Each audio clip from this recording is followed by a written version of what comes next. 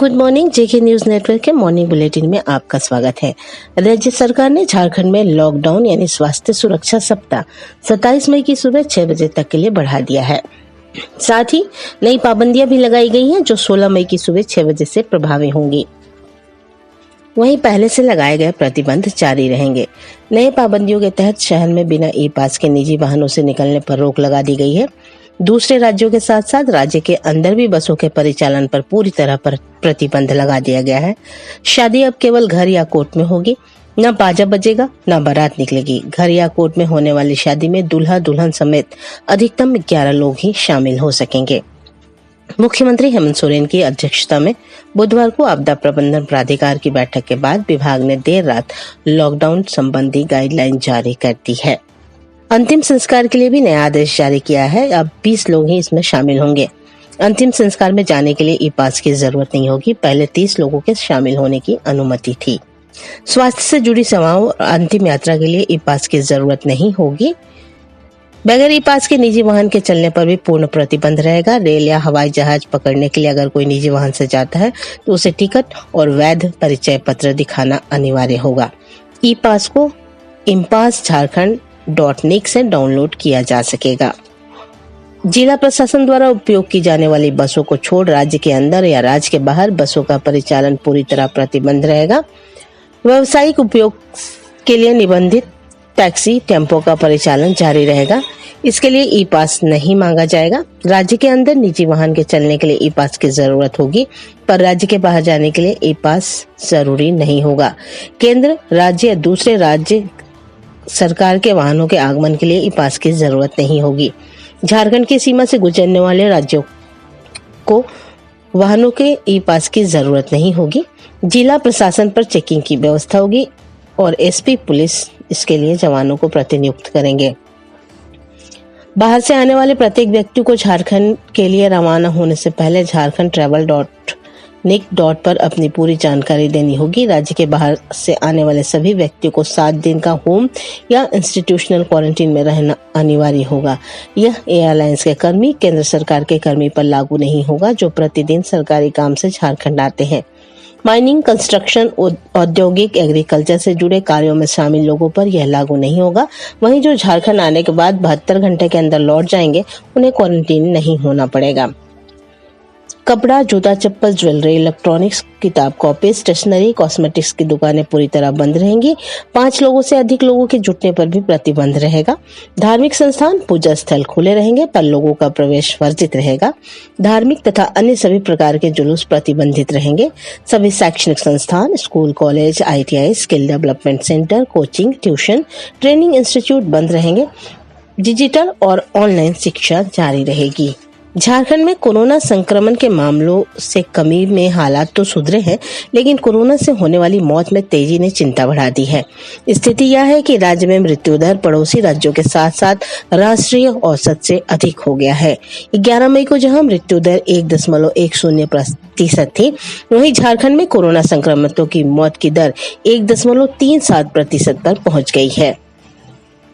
वहीं इस माह के 11 दिनों के देश के बड़े राज्यों की तुलना में झारखंड में मृत्यु दर अधिक हो गई है। झारखंड में जहां 1425 संक्रमितों की जान गई है,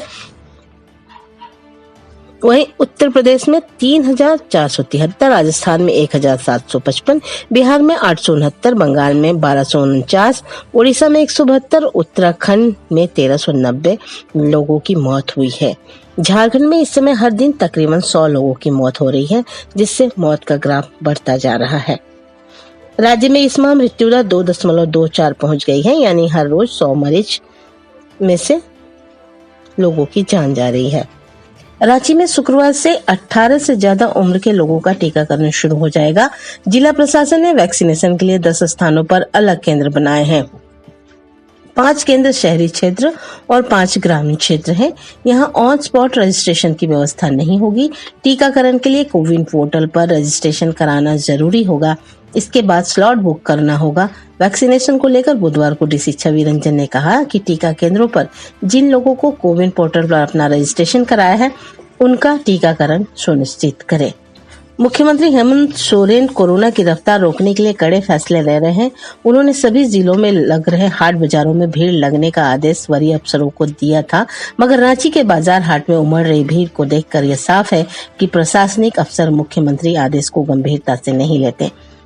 राजधानी के हालात ऐसे हैं कि भीड़ की वजह से सड़कें जाम हो रही हैं। अपर बाजार, मेन रोड और साप्ताहिक हाट में खरीदारी करने वाले लोगों का मेला उमड़ रहा है, लेकिन कहीं भी मजिस्ट्रेट और पुलिस की मौजूदगी नहीं है। राज्य में पिछले 11 दिनों से कोरोना संक्रमण के नए केस कम आ रहे हैं। लॉकडाउन में 80% लोग अपने घरों में कैद हैं। उनकी संजीदगी और संयम से कोरोना हार रहा है। अब समय है कि कुछ दिन और संयमित हो गए तो कोरोना की यह चेन टूट जाएगी, लेकिन 20% लापरवाह लोग और दुकानदारों की वजह से कोरोना नई चेन बनाएगा। सब्जी बाजारों में भी सोशल डिस्टेंसिंग का पालन कराने के लिए पुलिस सख्ती करे, तभी ये चेन टूटेगी। झारखंड में कोरोना की तीसरी लहर आने से पहले की तैयारी शुरू कर दी गई है। सरकारी हो या प्राइवेट अस्पताल ऑक्सीजन प्लांट लगाने के लिए सख्ती बरतना शुरू कर दिए हैं। राज्य सरकार ने 45 दिनों का समय दिया है। 45 दिनों के अंदर प्राइवेट अस्पताल को अपने अस्पताल परिसर में ऑक्सीजन प्लांट लगा लेना है। राज्य सरकार की ओर से यह तैयारी कोरोना की तीसरी लहर को देखते हुए किया जा रहा है। कोविड का इलाज करने वाले निजी अस्पतालों को ऑक्सीजन प्लांट लगाना होगा। स्वास्थ्य विभाग के प्रभारी प्रधान सचिव अपर मुख्य सचिव अरुण कुमार सिंह ने आदेश दिया है कि संक्रमित मरीजों का उपचार करने के लिए निजी अस्पतालों को 45 दिनों के अंदर PSA ऑक्सीजन जनरेशन प्लांट लगाना होगा। यह प्लांट वातावरण से हवा लेकर ऑक्सीजन बनाता है।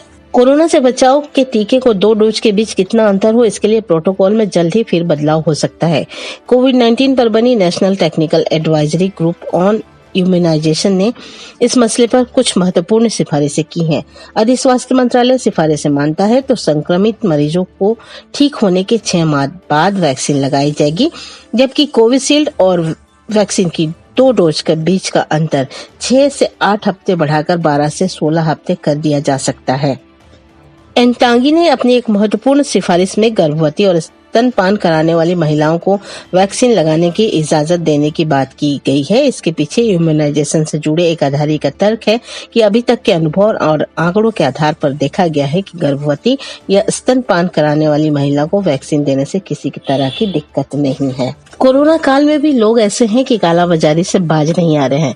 रांची में रेमडेसिविर इंजेक्शन की कालाबाजारी का एक और मामला सामने आया है। इस बार रेमडेसिविर बेचने वाला युवक सदर अस्पताल का सपोर्ट स्टाफ ही निकला है। लोअर बाजार पुलिस ने उसे गिरफ्तार कर लिया है। गिरफ्तार युवक का नाम मिथिलेश कुमार मिश्रा है। वह कांके रोड के मिसिर गोंदा का रहने वाला है। उसके पास से 2 रेमडेसिविर इंजेक्शन बरामद हुए हैं। वह उसे एक पुलिस वाले को 60,000 रुपए में बेचने वाला था। रांची पुलिस को सूचना मिली कि सदर अस्पताल में रेमडेसिविर इंजेक्शन की कालाबाजारी हो रही है। उसके बाद पुलिस की एक टीम गठित की गई और खरीदार बनकर इससे संपर्क किया गया और उसके बाद इसे सौदा तय होने के बाद गिरफ्तार कर लिया गया। CBSE ने 10वीं के मार्क्स अपलोड करने के लिए लिंक एक्टिव कर दिया गया है। स्टूडेंट के मार्क्स ई-परीक्षा पोर्टल पर अपलोड करेंगे। स्टूडेंट को हर विषय के लिए 100 में से मार्क्स दिए जाएंगे। इनमें 20 मार्क्स इंटरनल असेसमेंट से दिए जाएंगे और 80 मार्क्स साल भर में आयोजित होने वाली अलग अलग परीक्षाओं के आधार पर दिए जाएंगे। एक बार स्टूडेंट्स का डेटा अपलोड के बाद इसे एडिट या मॉडिफाई नहीं किया जा सकेगा। बोर्ड ने सभी संबद्ध स्कूलों को 11 जून तक या उससे पहले 10वीं की कक्षा के छात्रों का अपलोड करने का निर्देश दिया है। इस साल 10वीं के स्टूडेंट का रिजल्ट 20 जून तक आ जाएगा। मिनिस्ट्री ऑफ फाइनेंस के रजिस्ट्रार समेत विभिन्न पदों पर भर्ती के लिए नोटिफिकेशन जारी कर दिया गया है। इसके तहत आवेदन प्रक्रिया 7 जून तक जारी रहेगी। कैंडिडेट्स मंत्रालय की वेबसाइट finmin.nic.in से ऑनलाइन आवेदन कर सकते हैं। रिक्रूटमेंट ड्राइव में 53 पदों पर भर्ती की जाएगी। आवेदन करने वाले कैंडिडेट्स की 56 साल से ज्यादा उम्र नहीं होनी चाहिए। कैंडिडेट्स का सिलेक्शन रिटन टेस्ट और इंटरव्यू के आधार पर किया जाएगा। टोक्यो ओलंपिक से ठीक 70 दिन पहले भारतीय शूटिंग में आपसी मतभेद की स्थिति बन रही है। 2 अलग अलग मामलों पर कोच, खिलाड़ी और फेडरेशन की एक राय नहीं है। यही कारण है कि टोक्यो गेम्स की तैयारी के लिए बेहद महत्वपूर्ण क्रोएशिया दौरे से 3 कोच ने अलग अलग कारणों से नाम वापस ले लिया है। कुछ खिलाड़ी अपने रेगुलर कोच को छोड़कर अन्य कोच के साथ अभ्यास कर रहे हैं।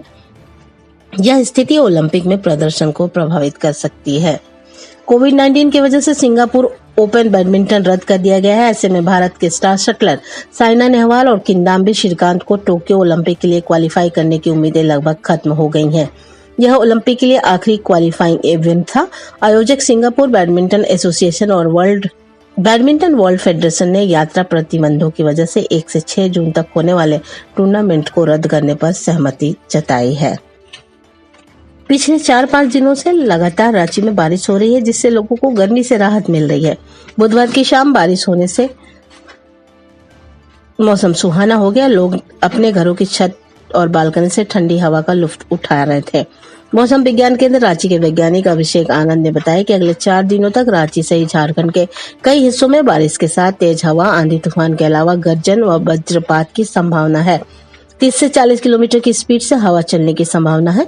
बुधवार को रांची का अधिकतम तापमान 35 डिग्री और न्यूनतम 20 डिग्री, जमशेदपुर का अधिकतम 36 डिग्री, न्यूनतम 22 डिग्री और डाल्टनगंज का अधिकतम 36 डिग्री और न्यूनतम 24 डिग्री दर्ज किया गया। मौसम केंद्र के पूर्वानुमान के अनुसार 12 से 15 मई के बीच गरज के साथ बारिश होने के आसार हैं। वहीं 16 मई से तापमान एक बार फिर बढ़ेगा और गर्मी बढ़ेगी। 13 मई को अधिकतम 34 और न्यूनतम 20 डिग्री और 14 को अधिकतम 36 और न्यूनतम 21 डिग्री और 15 मई को अधिकतम 37 और न्यूनतम 22 डिग्री तापमान रहने की संभावना है। सॉवरेन गोल्ड बॉन्ड स्कीम का नया चरण 17 मई से शुरू होगा। 21 मई तक लोग इसमें निवेश कर सकेंगे। केंद्र सरकार ने रिजर्व बैंक के परामर्श से सॉवरेन गोल्ड बॉन्ड स्कीम 2021 का शेड्यूल जारी किया है। वित्त मंत्रालय ने बुधवार को बताया कि इस साल मई से सितंबर के बीच 6 चरणों में सॉवरेन गोल्ड बॉन्ड जारी होंगे। लोगों के शौक भी बड़े अजीब अजीब है। ग्वाटेमाला के पेकाया ज्वालामुखी है, जहां पर शेफ डेविड ग्रेसिया ने ज्वालामुखी के बहते लावा की नदी पर अस्थायी किचन बनाया और इस पर पिज्जा भी तैयार किया। फरवरी के अंत में इस ज्वालामुखी से लावा निकलना शुरू हुआ था, जो अभी भी लोगों के कौतूहल का कारण है। मॉर्निंग न्यूज में अभी के लिए बस इतना ही। आप बने रहें जेके न्यूज नेटवर्क के साथ। जेके न्यूज नेटवर्क आपसे अपील करता है कि स्वास्थ्य सेवा सुरक्षा का पालन करें, कोरोना की चेन तोड़े, जो भी गाइडलाइंस दिए गए हैं उनका पालन जरूर करें, घरों पर रहें, सुरक्षित रहें, मास्क का प्रयोग और 2 गज की दूरी जरूर फॉलो करें ताकि हम कोरोना को हरा सके। नमस्कार।